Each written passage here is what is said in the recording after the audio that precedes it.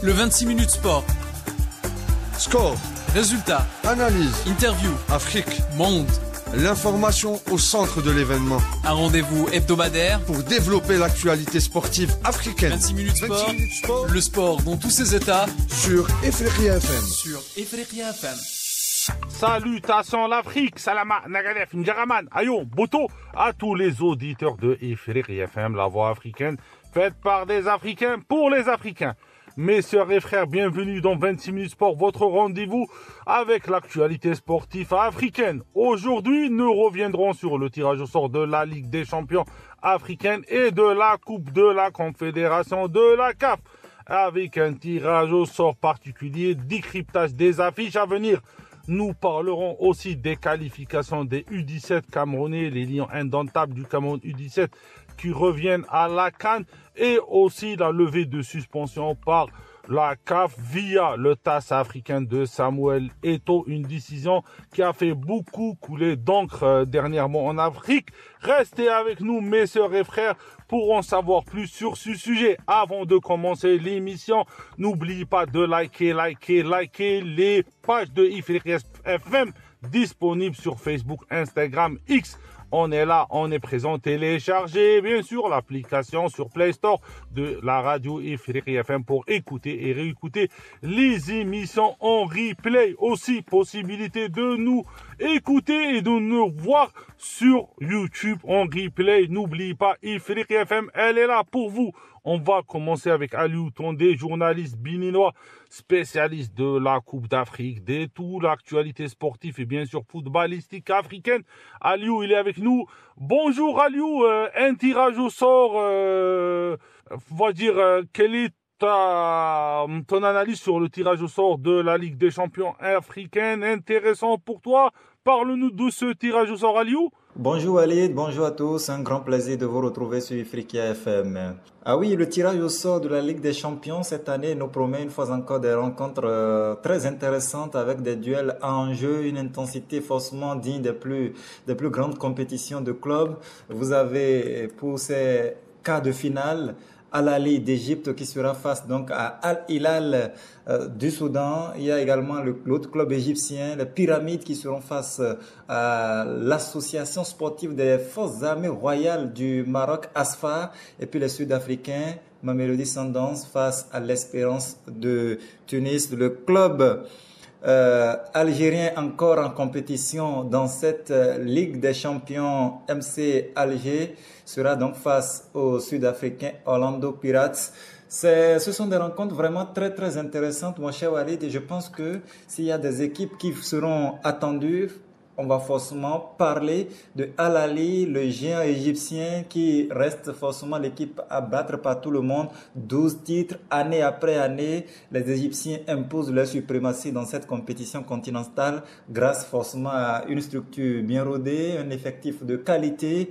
Mais cette saison, mon cher Walid, plusieurs challengers veulent contester cette domination égyptienne. Mamelodi Sundowns, par exemple, a développé un jeu fluide et technique pendant la phase de groupe. On a pu voir également le MC Alger qui nous a aussi montré qu'il pouvait surprendre les favoris cette année. Donc cette édition, une fois encore, s'annonce très ouverte. Les quarts de finale nous réservent sans aucun doute des moments de haute intensité, des moments de pur plaisir. On va tout simplement croiser les doigts pour assister une fois encore à des affiches de qualité, à des matchs très intéressants. On parle de la plus grande compétition des clubs sur le continent africain, et en tant que passionné, ce qu'on souhaite, c'est tout simplement qu'il y ait du beau spectacle sur et en dehors des terrains. Et pour la Coupe de la CAF, la Coupe de la Confédération africaine, Aliou, des surprises selon toi? Oui, tout comme la Ligue des champions, je pense que la Coupe de la CAF a souvent réservé des surprises, et cette édition ne devrait pas faire d'exception. Les 8 équipes encore en lice ont chacune leurs atouts, mais certains semblent forcément mieux armés pour aller jusqu'au bout. D'abord, le Zamalek, un grand nom du football africain. Le club égyptien a une belle opportunité de de s'inviter au moins dans le dernier carré. Pourquoi pas de rêver d'un nouveau trophée continental. Son effectif est expérimenté.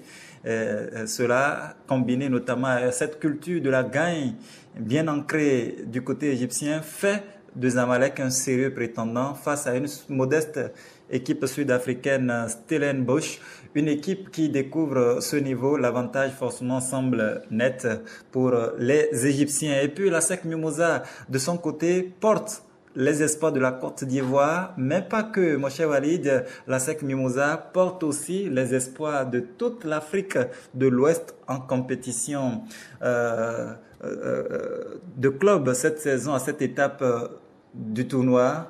Son face-à-face contre la renaissance sportive de Berkane sera forcément un vrai test. Les Marocains, plusieurs fois déjà vainqueurs de cette Coupe CAF, savent gérer ces matchs à élimination directe avec beaucoup d'intelligence. Donc, c'est à l'équipe de la SEC d'être surtout méfiante et beaucoup plus prudente. Et puis, il y a ce derby algérien entre le CS Constantine et l'USM Alger, qui est peut-être, à mon avis, le match le plus indécis de ces quarts de finale. Ces rencontres sont toujours tendues, pleines d'émotions, où l'aspect mental, je crois, sera aussi important que l'aspect tactique durant ce duel 100% algérien. Vous connaissez ces équipes mieux que moi. Je ne doute pas que l'ambiance sera exceptionnelle dans les gradins. Et puis enfin, vous avez Al Masry d'Égypte qui sera face à l'autre équipe tanzanienne Simba SC. C'est un choc intéressant entre une équipe égyptienne forcément en quête de reconnaissance continentale et un club tanzanien là aussi en pleine ascension. Simba a prouvé cette dernière saison qu'il pouvait rivaliser avec les meilleures formations africaines. Je pense, mon cher Walid, que cette Coupe de la CAF et surtout ces rencontres des quarts de finale seront sans aucun doute passionnantes jusqu'au bout. Aliou, on aimerait bien aussi revenir sur les éliminations des féminines de la CAN. Quelle est, on va dire, ton analyse sur ces matchs-là qui se sont passés fin de semaine? Les matchs allés du premier tour des éliminatoires de la Coupe d'Afrique féminine 2026 ont offert aussi des spectacles, en tout cas très intéressants, mais surtout ont permis de révéler des écarts de niveau entre certaines sélections.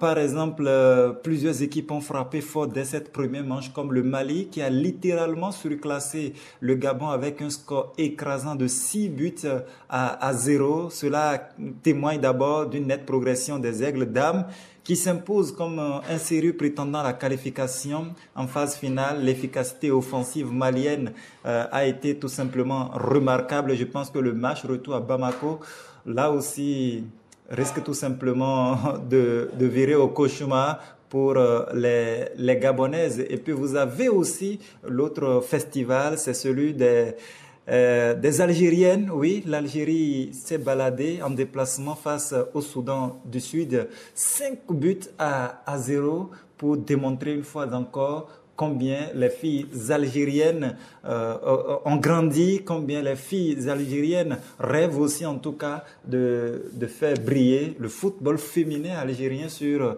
l'échiquier continental. Entre autres résultats pêle-mêle aussi, nous avons le Bénin par exemple qui a montré une belle solidité en s'imposant à domicile 2-1 contre la Sierra Leone, portée notamment par une Aude Bédissi, auteur d'un doublé. Oui, les Amazones ont su faire la différence en première période et tenir le score jusqu'au coup de sifflet final. Et puis la Tanzanie, de son côté, a bien négocié son match face à la Guinée équatoriale, 3 buts à 1.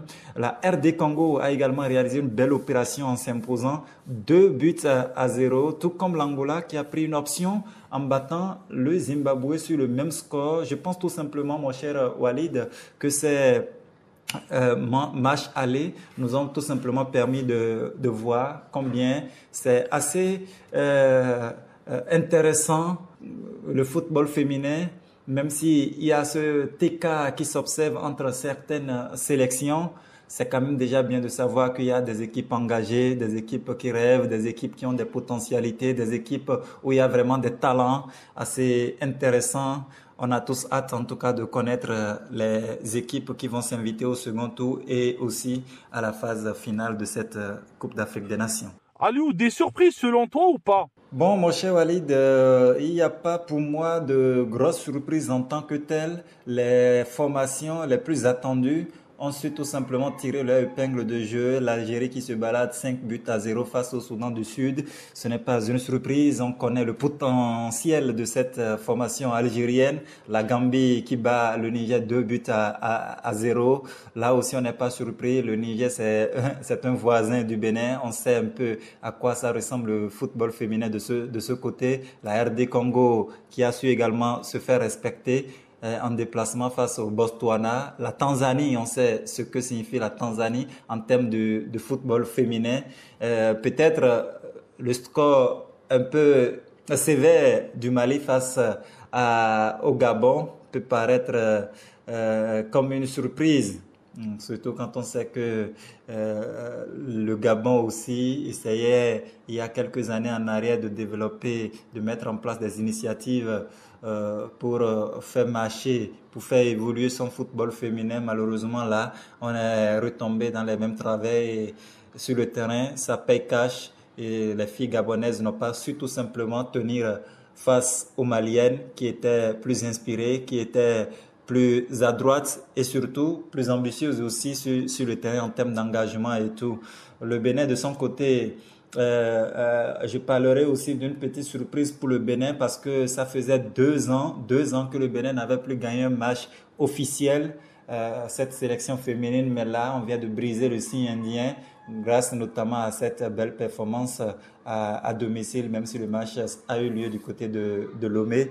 2-1 face à la Sierra Leone, ça permet en tout cas de renouer avec le succès du côté du Bénin, ça permet enfin de regoûter à la saveur de la victoire pour ces filles, entraînées désormais par Abdoulaye Ouzerou, ancien international béninois. Donc, en gros, mon cher Walid, il n'y a pas de surprise en tant que telle. Les nations attendues ont su tirer les épingles de jeu. On attend maintenant de voir à quoi vont ressembler les manches retour. Au niveau qualité intrinsèque, quelles sont les joueuses ou est-ce qu'il y a des joueuses qui se sont illustrées pour toi? Oui, mon cher Walid, il y a plusieurs joueuses qui se sont illustrées, qui ont marqué les esprits, en tout cas, lors de ce premier tour des éliminatoires donc de la Coupe d'Afrique des Nations 2026 pour les femmes. D'abord, vous avez dans le festival algérien face donc au Soudan du Sud, il y a ces joueuses notamment qui ont signé chacune un doublé dans cette rencontre. Taleb Müller et également Abadou qui ont su tout simplement inscrire 2 buts chacune pour permettre à la formation algérienne de prendre une avance confortable en vue du match retour. Et puis du côté du Bénin, on a pu compter sur une joueuse en feu, Aude Bédissi, l'attaquante qui évolue du côté de la France, a inscrit un doublé importantissime contre la Sierra Leone pour offrir une victoire précieuse aux Amazones du Bénin, mais pas que. Ce doublé permet au Bénin de mettre fin à une série de 2 ans sans victoire en match officiel. La capacité surtout de cette joueuse Aude Bédissi à se créer des occasions, à être décisive dans les moments clés. Je pense que tout ça prouve qu'elle est l'une des pièces maîtresses de cette équipe béninoise. D'ailleurs, c'est elle la capitaine. Elle empile but sur but en club. Là, elle est en état de grâce et ça lui a souri avec la sélection. Et c'est tant mieux pour les Amazones du Bénin qui prennent ainsi une belle option en vue de la qualification au second tour de ces éliminatoires. Et puis vous avez du côté de l'Angola également, on a pu compter sur un doublé d'Armenda Lopez qui a inscrit 2 buts pour permettre notamment à l'Angola de l'emporter face au Zimbabwe. Je pense que là aussi ce n'était pas gagné d'avance non plus. Ce sont 2 nations qui portent un intérêt assez particulier au football féminin et quand elles parviennent comme ça, surtout du côté de l'Angola, où on était à domicile, il fallait s'imposer, il fallait gagner, il fallait se faire respecter et on a pu accomplir cette mission grâce à Armenda Lopez. C'est une joueuse en tout cas qu'il faudra suivre le long de ces éliminatoires. Voilà donc en gros, mon cher Walid, pêle-mêle comme ça, quelques joueuses qui ont marqué les esprits et qu'on va certainement suivre lors des manches retour de ces éliminatoires. Alors, Aliou, l'Afrique du football évolue bien, selon toi, non? Ah oui, ça c'est une grosse question, mon cher Walid. Le football africain, que ce soit chez les hommes ou chez les femmes, est en pleine évolution. L'écart avec les meilleures nations mondiales se réduit, on a pu le constater, notamment lors des grandes compétitions. La dernière Coupe du Monde nous a prouvé que oui, l'Afrique est capable en tout cas de s'inviter en demi-finale. Les clubs se structurent aussi de mieux en mieux, même si ce n'est pas encore aussi généralisé sur tout le continent. Les sélections se professionnalisent. Il y a quelques années en arrière, mon cher Walid, c'était difficile de réunir des joueurs, c'était difficile pour certains pays d'avoir une sélection avec 15 joueuses, mais là, on en a suffisamment et c'est assez impressionnant. En Ligue des Champions, on voit aussi de plus en plus des équipes capables de rivaliser avec les cadres habituels. En Coupe CAF, le niveau est plutôt homogène. Tout cela rend la compétition plus imprévisible, plus intéressante. Et côté féminin, la CAN prouve à chaque fois que l'Afrique peut devenir une terre forte du football mondial. L'intérêt grandit et de plus en plus de joueuses africaines s'imposent en Europe. On a pu voir notamment ces deux Tanzaniennes qui portent aujourd'hui le football féminin. Il y a eu également la Nigériane, Assisat Oshoala, qui brille sur les pelouses européennes. Néanmoins, il reste quand même du chemin à parcourir. Le financement côté football féminin, les infrastructures pour les deux, hommes et dames, la formation, je pense que tout ça doit être amélioré. L'Afrique a le talent, mon cher Walid. L'Afrique a du potentiel. L'Afrique a le nécessaire, mais l'Afrique doit maintenant structurer son football pour atteindre son plein potentiel. L'avenir, il est prometteur. L'avenir, il est radieux et je pense que peut-être que la décennie à venir sera décisive pour confirmer cette évolution. Merci Aliou, si tu veux rajouter quelque chose ou tu veux pimenter cette petite entretien, on te remercie. Merci mon cher Walid, merci également à tous ceux qui nous ont suivis. C'est toujours avec un grand plaisir que je participe à votre émission. Merci et à bientôt, Inch'Allah. Merci Aliou Tondé de ta gentillesse, de ton hospitalité radiophonique pour ton analyse parfaite. Moi, je te suis beaucoup sur tes réseaux sociaux. Aliou, pour rappeler mes amis, il est journaliste à Africa Football. Je le suis sur les réseaux sociaux. Je vous invite aussi à voir ses analyses pertinentes sur le football africain. De chez Aliou, on décolle directement chez notre ami, la légende du football camerounais au niveau de la presse sportive, Guy Itoum de Camfoot. Guy, il est avec nous. Bonjour Guy, les U17 des Lions Indomptables qualifiés. Bonne nouvelle pour le Cameroun. On aimerait bien que tu nous analyses cette information et cette actualité-là. Bonjour Walid, bonjour à tous les auditeurs d'Afrique FM.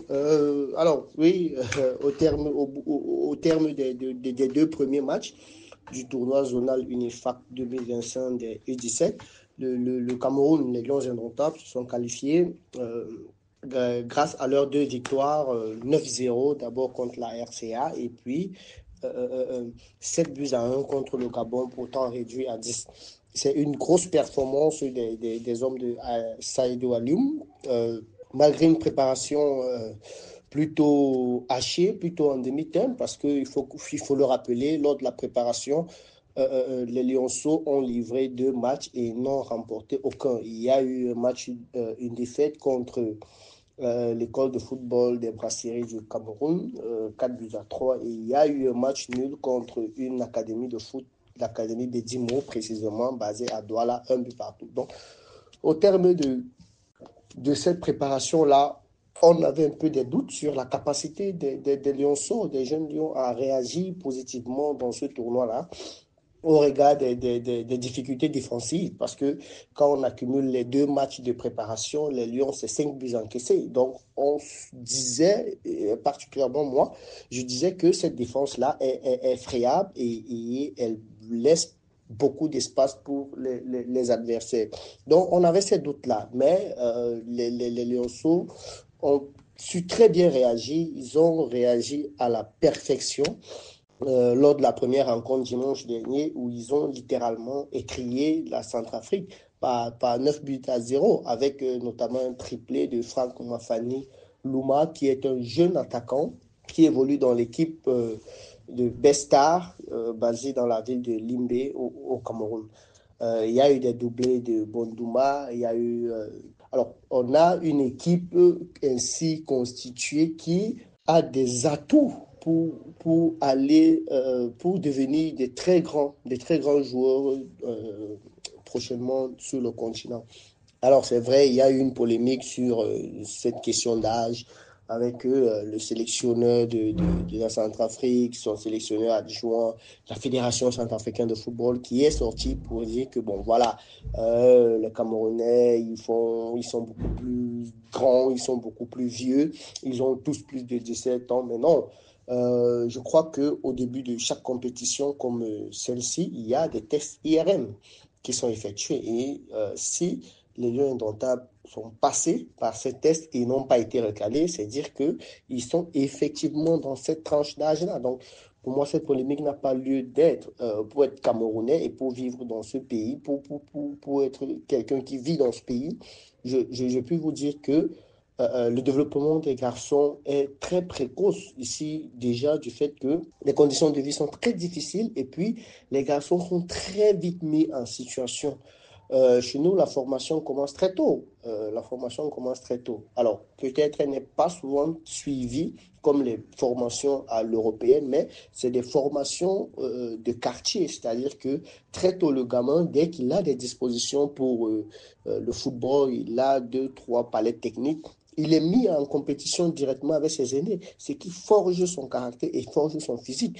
Ça fait que, et puis on a des gamins de 17 ans aujourd'hui qui sont physiquement au point et qui peuvent faire ce que nous voyons là. Donc, je crois que cette polémique n'a pas lieu d'être. Nous sommes là en face d'une génération précoce, une génération pas spontanée, mais une génération qui, à force d'évoluer ensemble, pourra faire de belles choses dans l'avenir. Ceci aussi à mettre au crédit du sélectionneur Alioune Saïdou qui a réussi à prendre ces gamins qui viennent de différents horizons, il faut le dire. Hein. C'est des joueurs qui viennent de différentes parts du pays, qui pour certains évoluent avec des écoles de football reconnues, pour d'autres avec des petits centres de formation de quartier. Donc, il a réussi à mettre tout ceci en osmose pour créer ce collectif qui est plaisant à voir jouer. Je prendrai peut-être le cas de ce jeune homme que moi je suis particulièrement depuis 2019. Il s'appelle Nyango Nomimbang David. Il est le dossard numéro 6 de l'équipe nationale des U17. Il joue au milieu de terrain.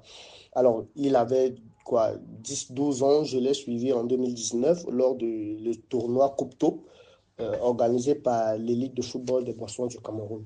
Lors de ce tournoi déjà, très petit, il a fait forte impression. Et c'est cette année-là qu'il avait été sélectionné pour rejoindre le centre de formation de l'équipe de football des Brasseries. Et aujourd'hui, avec le travail qui est effectué dans ce centre de formation, on voit très bien l'impact sur le terrain. Il est le régulateur du jeu des Lions indomptables. Il est le patron de cette équipe en termes de...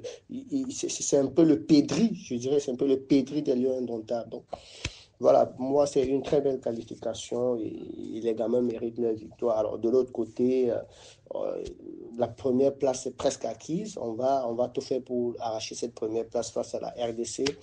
Et puis, bon, voilà. Quel est l'objectif pour nos petits lions U17? Alors, l'objectif... Déjà, l'objectif sera d'aller chercher les 9 points sur 9, c'est-à-dire une victoire contre la RDC lors du dernier match pour terminer premier. Et vu qu'on est déjà qualifié, je crois que le grand objectif sera d'aller remporter la Coupe d'Afrique U17, comme ça a été le cas en 2019 en Tanzanie. Ouais. En 2019 en Tanzanie. Donc, voilà, je crois que ce sera ça les objectifs de la fédération dans un premier temps et de la sélection en elle-même, c'est-à-dire Alioune Seydou et ses gamins. Ils devront aller chercher une victoire finale parce que au regard de ce qu'ils nous ont montré durant ce qu'ils montrent et ce qu'ils vont encore montrer durant ce tournoi UNIFAC, ils ont les qualités individuelles, ils ont les qualités techniques, ils ont les qualités collectives pour véritablement aller chercher une victoire, le sacre continental. Donc voilà, maintenant on ne va pas mettre la charrue avant les bœufs. Il y a 2-3 trucs importants à régler, comme il y a eu face au Gabon une erreur défensive qui nous a coûté un carton rouge et un penalty. Ce sera des trucs que le coach devra véritablement régler. Parce que au-delà de ce tournoi UNIFAC, on va rencontrer lors de la CAN des ténors africains. Là, sans manquer de respect à qui que ce soit, on a quand même rencontré des équipes de relativement faible niveau. La RCA, le Gabon, ce ne sont pas des foudres de guerre. Donc, à la CAN, le niveau sera plus relevé et il faudra gommer 2-3 erreurs comme les fautes d'inattention, parce qu'au bout après le troisième but, on a vu les Lions baisser un peu le pied, sortir du match, commettre des erreurs défensives, des contrôles approximatifs, des erreurs d'inattention, le ballon qui sortait, et puis cette perte de balle qui a conduit au penalty. Donc, il y a encore du travail à faire dans cette équipe-là, et puis bon, connaissant très bien Alioune Seydou, je crois que il va remonter les bretelles à ses gamins malgré la large victoire. Et puis, il y a du temps pour préparer la Coupe d'Afrique. Et on espère bien que le Cameroun va la remporter comme en 2019. On aimerait bien savoir, est-ce qu'il y aura des renforts de qualité en vue pour la CAN, parce qu'on sait qu'il y a des Lions qui viennent de la diaspora. Est-ce qu'il y aura certains qui vont intégrer la tanière des Lions indomptables du Cameroun? Les renforts, non, je ne pense pas trop. Bon, c'est vrai que le football va vite. D'ici à ce que la CAN n'ait lieu, il y aura des compétitions jeunes au Cameroun, peut-être de nouveaux talents qui vont se révéler et qui pourront intégrer au mérite l'équipe nationale U17 qui ira au Maroc. Mais renfort non, parce que ceux qui ont déjà été sélectionnés, c'est effectivement la crème du football jeune au Cameroun. Donc du coup, dire qu'il y aura des renforts, non, mais comme je l'ai dit, on peut y avoir 2 ou 3 talents qui émergent entre cette qualification et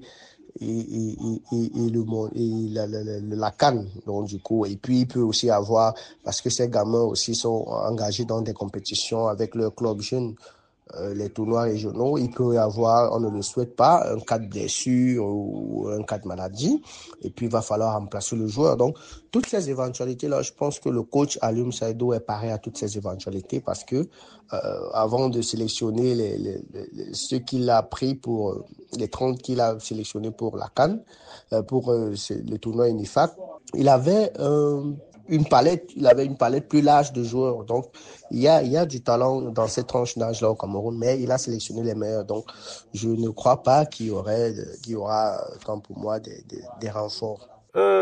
Aliou Samuel Eto'o a rétabli l'honneur du football camerounais, plus de joueurs trafiqués, aucun joueur suspendu, par le passé des joueurs qui ont été éliminés directement au début de la CAN par rapport à leur âge. Cette année, le Cameroun sans faute sur ce volet-là.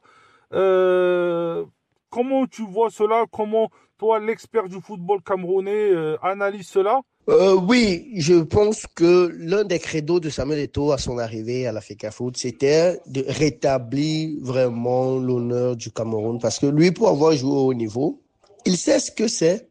Il sait ce que c'est que de jouer dans une catégorie qui n'est pas la sienne. Lui qui a évolué, il est parti, on a vu son parcours. Donc, il a fait de ça son credo, parce que pour lui, ça annule véritablement les chances de quelqu'un quand il ne peut pas jouer avec sa vraie catégorie parce que des gens plus grands, plus âgés viennent jouer avec sa catégorie. Donc, il a décidé depuis lors de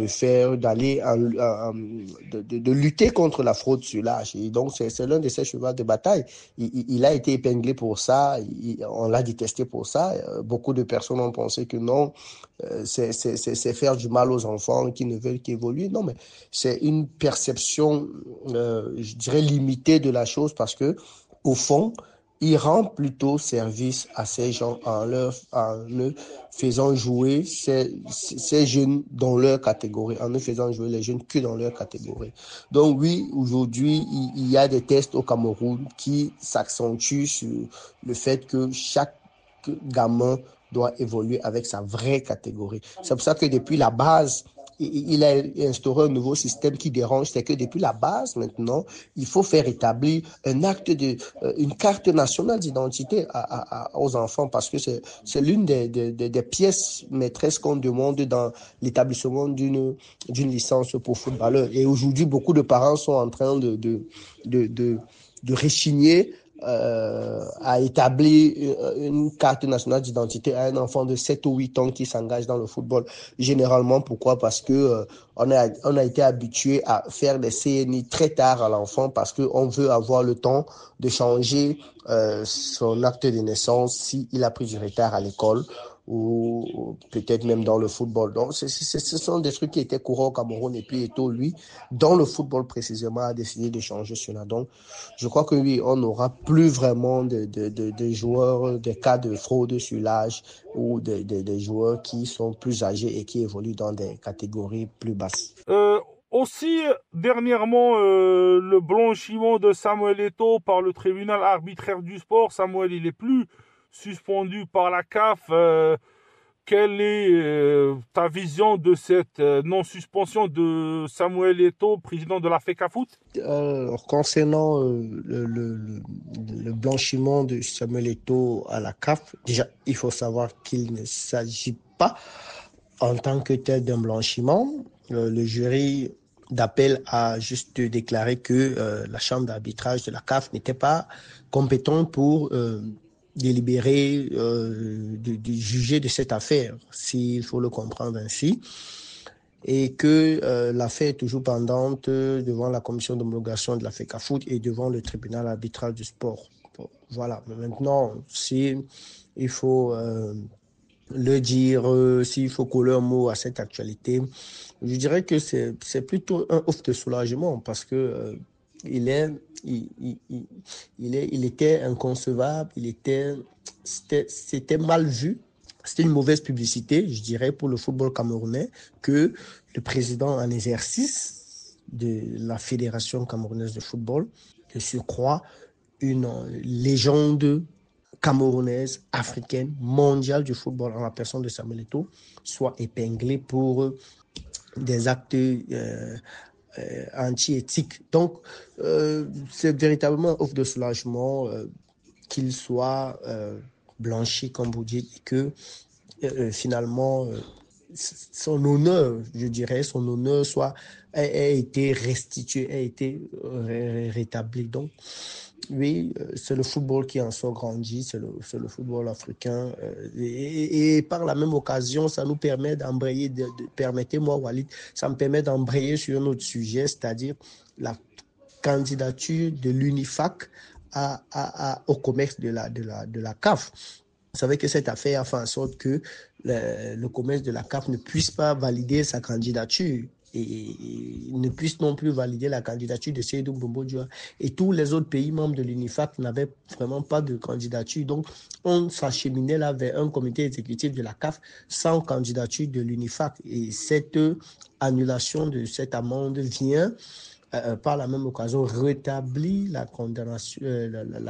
candidature de Samuel Eto'o qui pourra finalement briguer un poste de vice-président dans le comité exécutif de la CAF et c'est tout bénef pour le Cameroun, pour l'Afrique centrale, pour la zone footballistique UNIFAC.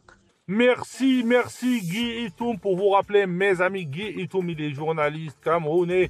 Il travaille pour Camfoot et l'expert des Lions indomptables du Cameroun. À Ifriqiya FM avec Guy Itoum, on a toujours de l'exclusivité. Merci Guy. Salutations à tous nos frères et sœurs à Yaoundé, à Douala. Salutations aux Camerounais de la diaspora. On vous aime, restez avec nous toujours. On reçoit vos messages et vive le Cameroun. Mes sœurs et frères, c'est la fin de 26 minutes sport. Merci de nous avoir suivis. Un grand merci à nos invités Aliou Tondé et Guy Itoum. On se retrouve vendredi pour Ifriqiya Sport. Comme le dit le proverbe africain, seul on va aller plus vite, mais ensemble on va aller plus loin. À très vite mes sœurs et frères et vive l'Afrique!